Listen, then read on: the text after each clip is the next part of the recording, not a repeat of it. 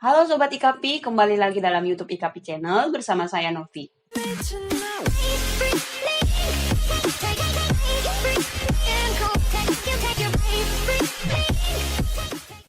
Di video sebelumnya, kita sudah membahas tentang PPh pasal 24 dan mekanismenya. Di video kali ini, kita akan membahas mengenai PPh pasal 19 atas revaluasi aktiva. Simak penjelasan ketentuan lengkap dan contohnya di video ini.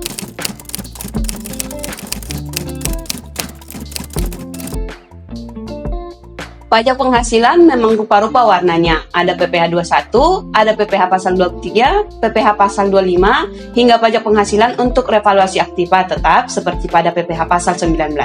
PPh pasal 19 digunakan untuk penilaian atas aktiva. Besaran tarif PPh pasal 19 adalah 10% yang sifatnya PPh final. PPh pasal 19 ini dikenakan pada wajib pajak badan maupun BUT. PPh pasal 19 atas revaluasi aktiva tetap dapat dikenakan kepada wajib pajak badan atau BUT. Mengenal PPh pasal 19 dan revaluasi.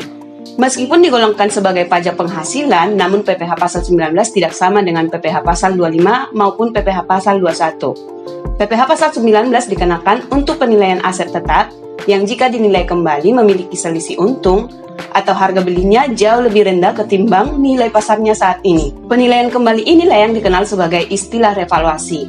Umumnya yang dinilai kembali ialah aset tetap. Revaluasi aset tetap biasa dilakukan saat nilai dari aset tetap sudah tidak mencerminkan nilai wajar. Hasil dari revaluasi aset tetap bisa memiliki dampak yang positif bagi perusahaan. Misalnya saja penurunan pajak penghasilan karena adanya penambahan beban penyusutan. Subjek pajak atas PPh pasal 19 adalah wajib pajak badan dalam negeri maupun badan usaha tetap atau BUT yang ada di Indonesia, tidak termasuk perusahaan yang memiliki izin menyelenggarakan pembukuan dengan mata uang dolar dan menggunakan bahasa Inggris. Aturan revaluasi atas aset tetap sendiri tertuang dalam Permenq nomor .79/PMK.03/2008.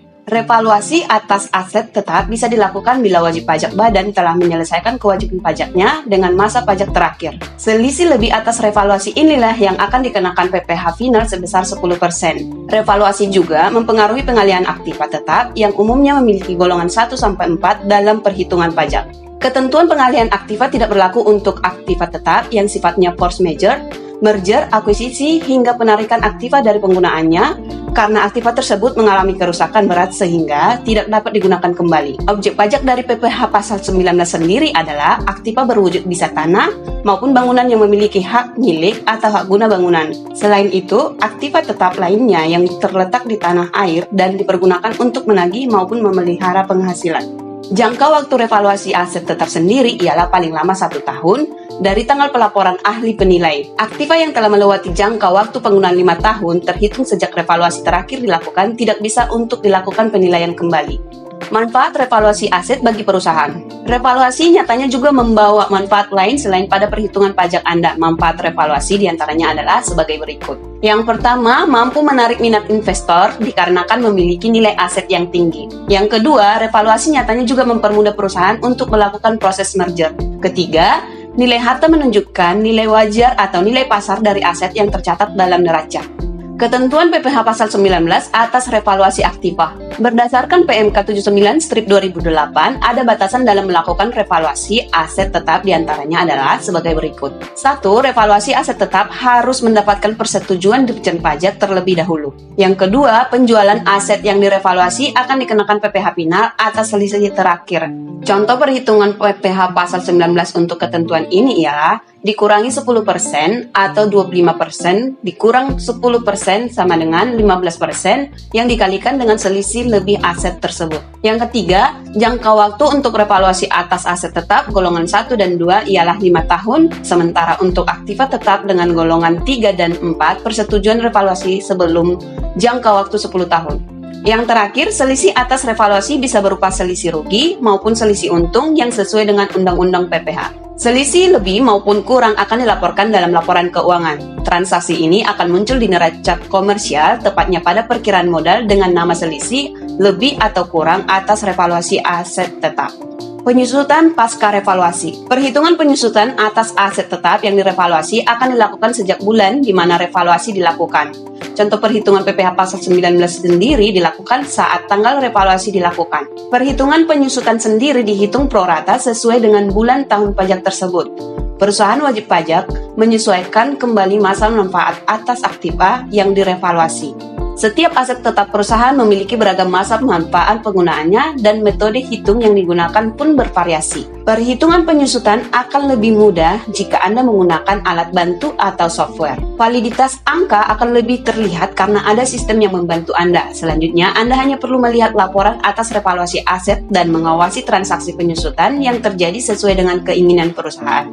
Contoh perhitungannya, PT X memiliki aset bangunan dengan harga perolehan 500 juta rupiah dibeli tanggal 1 Januari 2014. Aset ini didepresiasikan selama 20 tahun tanpa nilai sisa. Perusahaan mengajukan permohonan revaluasi aset di tahun 2018 dan baru disetujui dan melakukan revaluasi aset pada 31 Desember 2019 dengan nilai revaluasi berdasarkan nilai pasar yaitu 540 juta rupiah. Berikut perhitungan PPh pasal 19 yang terutang. Selisih nilai revaluasi 540 juta dikurang 500 juta rupiah sama dengan 40 juta rupiah. PPh pasal 19 yang terutang pada 31 Desember 2019 sama dengan 10% dikali 40 juta rupiah.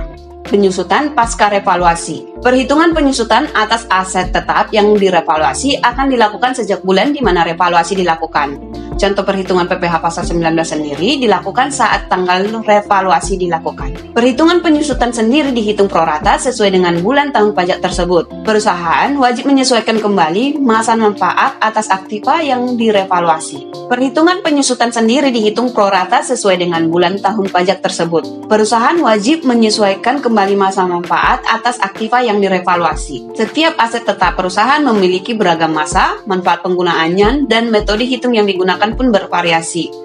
Perhitungan penyusutan aset akan lebih mudah jika Anda menggunakan alat bantu atau software. Validitas angka akan lebih terlihat karena ada sistem yang membantu Anda. Selanjutnya, Anda hanya perlu melihat laporan atas revaluasi aset dan mengawasi transaksi penyusutan yang terjadi sesuai dengan keinginan perusahaan. Itu tadi informasi seputar pajak penghasilan pasal 19. Mari kita selalu dukung pemerintah untuk memajukan perekonomian di bidang perpajakan dengan terus mendukung segala upaya pemerintah dari sisi perpajakan. Terima kasih telah menonton video ini. Jangan lupa like, share, dan subscribe YouTube IKP Channel dan tetap stay tune untuk video IKP lainnya. Salam IKP, salam pajak.